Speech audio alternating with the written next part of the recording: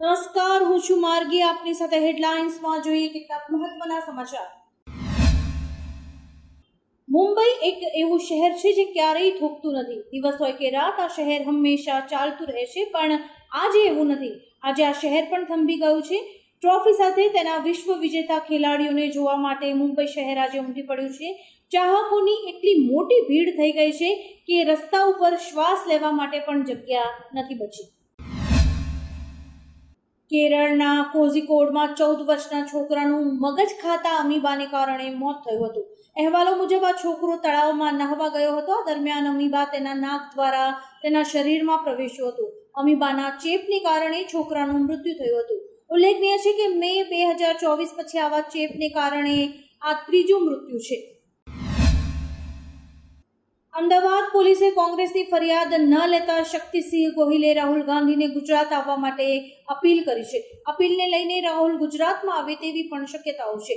જો રાહુલ ગુજરાત આવશે તો અમદાવાદ ખાતે કોંગ્રેસના ધરપકડ કરાયેલા નેતાઓ અને કાર્યકરોની મુલાકાત કરશે. આ સાથે જ 6 જુલાઈએ કોંગ્રેસના તમામ પ્રદેશ નેતાઓને અમદાવાદ આવવા માટે અપીલ કરવામાં આવી છે. ઉલ્લેખનીય છે કે પથ્થરમારાની ઘટના બાદ ગુજરાતમાં રાજકીય માહોલ ગરમાયો છે.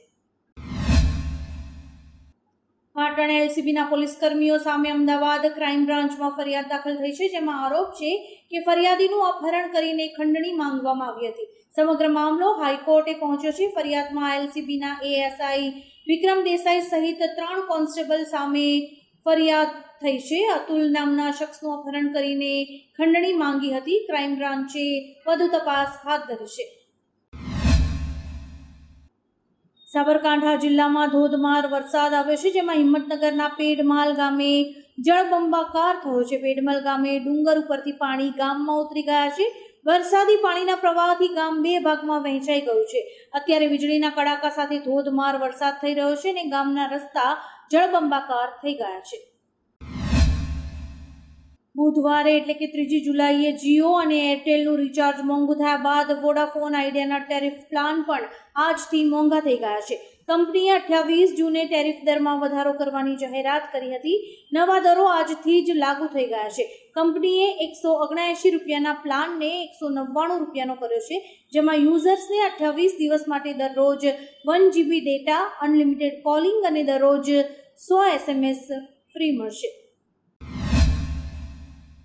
અંબાલાલ પટેલે ફરી એકવાર આગાહી કરી છે, જેમાં તેઓએ જણાવ્યું છે કે 7મી જુલાઈ સુધી વરસાદનું જોર વધશે. દક્ષિણ અને મધ્ય ગુજરાતમાં વરસાદનું જોર વધવાની શક્યતા છે.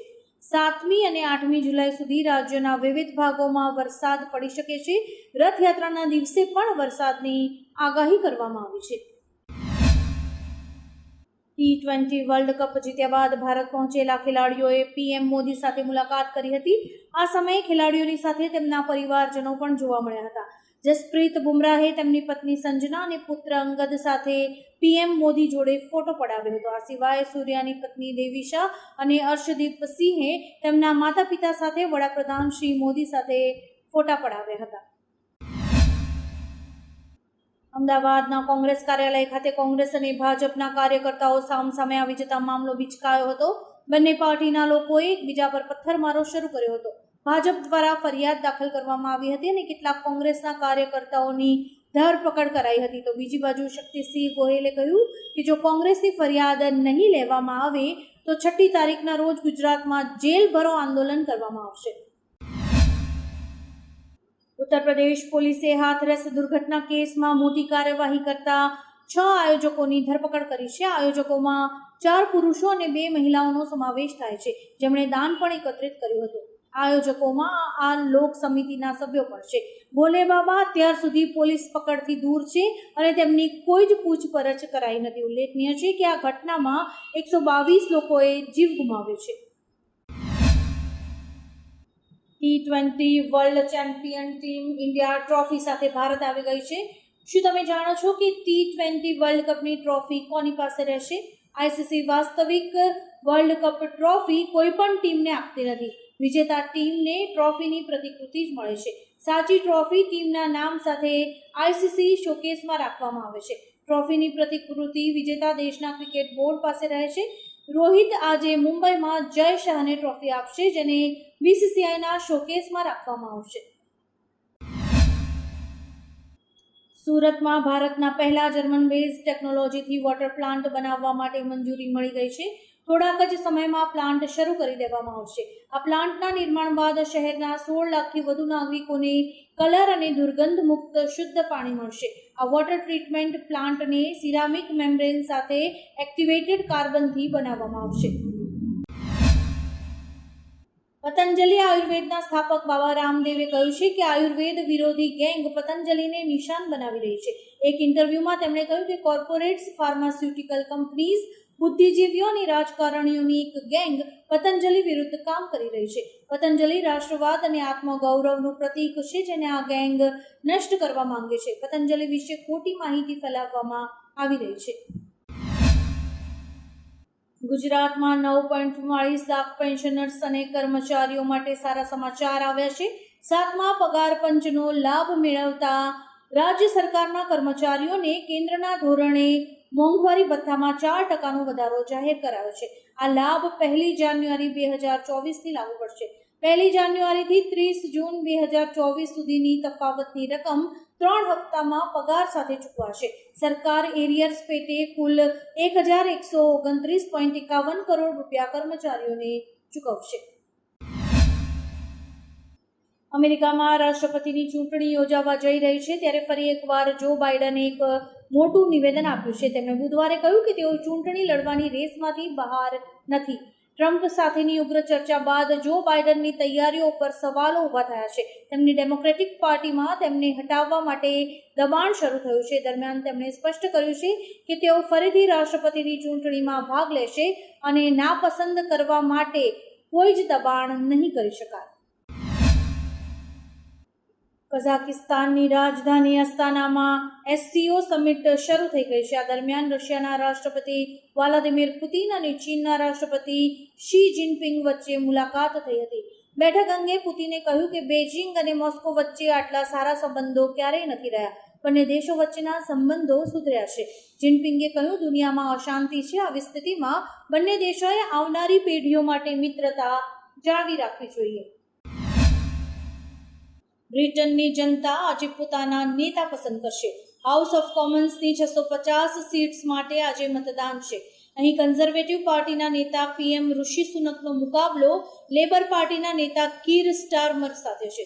ઓપિનિયન પોલમાં લેબર પાર્ટીને સ્પષ્ટ બહુમતી મળવાની ધારણા છે. આ વખતે કન્ઝર્વેટિવ પાર્ટીએ ભારતીય મૂળના 30 લોકોને મેદાનમાં ઉતાર્યા છે. લેબર પાર્ટીએ ભારતીય મૂળના 33 નાગરિકોને ઉમેદવાર તરીકે ઉતાર્યા છે. અમદાવાદના ભાટ ગામે મકાનમાં આગ લાગતા એક વ્યક્તિનું મોત થયાના સમાચાર સામે આવે છે. આ દુર્ઘટનામાં માતા પુત્રીનો આબાદ બચાવ થયો છે. આપને જણાવી દઈએ કે રસોડામાં આગ લાગી હતી, જે આગ પ્રસરતા મકાનમાં ઉપરના માળ સુધી પહોંચી હતી, જેમાં માતા પુત્રી તો બહાર નીકળી ગયા, પરંતુ પિતા ઘરની બહાર ન નીકળી શક્યા અને તેમનું મોત થયું હતું. જોકે આગ લાગવાનું કારણ હજુ સુધી અકબંધ છે. દક્ષિણ કોરિયામાં રોબોટ દ્વારા આત્મહત્યાનો એક કિસ્સો સામે આવ્યો છે. આ રોબોટ એક મ્યુનિસિપાલિટીમાં કામ કરતો હતો. રોબોટ સવારે 9 થી સાંજના 6 વાગ્યા સુધી કર્મચારીની જેમ કામ કરતો હતો. કહેવાય રહ્યું છે કે રોબોટ પર કામનું દબાણ હતું. પ્રત્યક્ષદર્શીઓના જણાવ્યા અનુસાર તે અહીંથી ત્યાં ભટકતો હતો. થોડા સમય બાદ તે સીડી પરથી નીચે પડેલો જોવા મળ્યો. હવે કંપની આ અંગે તપાસ કરી રહી છે. મહેસાણા અને સાબરકાંઠા વિસ્તારમાં ધોધમાર વરસાદ પડ્યો છે. સારા વરસાદને કારણે કડીના અનેક વિસ્તારોમાં પાણી ભરાયા છે. કડીમાં આવેલા અંડરબ્રિજમાં પણ પાણી ભરાઈ ગયા હતા. તો બીજી તરફ સાબરકાંઠાના હિંમતનગર, કાંકણોલ, બેરણા, આગિયોલ, ઈડર, પ્રાંતિજ, વડાલી, તલોદ સહિતના વિસ્તારોમાં ગાજવીજ સાથે વરસાદ પડ્યો છે. લોકસભામાં સાંસદોના શપથના નિયમોમાં ફેરફાર કરવામાં આવ્યા છે. નવા નિયમ મુજબ હવે સાંસદોના શપથ બાદ કોઈ પણ પ્રકારના નારા નહીં લગાવી શકાય. લોકસભામાં સાંસદોના શપથ ગ્રહણ બાદ લગાવવામાં આવેલા સૂત્રોચ્ચારના વિવાદ બાદ આ નિર્ણય લેવાયો છે. આ નિર્ણય હેઠળ હવે સાંસદો માત્ર શપથ લેશે અને એફિડેવિટ પર સહી કરશે. આ દરમિયાન તેઓ કોઈ પણ શબ્દ અથવા કોઈ પણ મુદ્દા પર ટિપ્પણી નહીં કરી શકે. કેન્દ્રીય ગૃહમંત્રી અમિત શાહ ગુજરાત આવી રહ્યા છે. આવતીકાલે રાત્રે તેઓ અમદાવાદ આવશે. 6 જુલાઈના દિવસે આંતરરાષ્ટ્રીય સહકારિતા દિવસની ઉજવણી કરવામાં આવે છે, જે અંતર્ગત ગાંધીનગરના મહાત્મા મંદિર ખાતે સહકાર સે સમૃદ્ધિ કાર્યક્રમનું આયોજન કરાયું છે, જેમાં અમિત શાહ ઉપસ્થિત રહેશે. ત્યારબાદ બીજા દિવસે એટલે કે 7મી જુલાઈએ રથયાત્રામાં ભગવાન જગન્નાથની મંગળા આરતી ઉતારશે.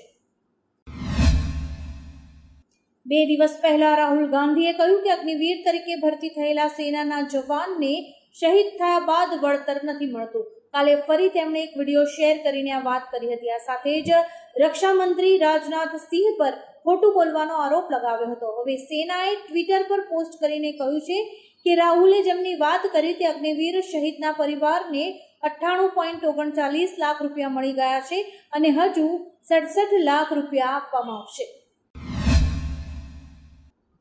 આવા જ કેટલાક રસપ્રદ સમાચારો નિહાળવા માટે અમારી YouTube ચેનલને લાઇક, શેર અને સબસ્ક્રાઇબ કરો અને જોતા રહો હેડલાઇન્સ.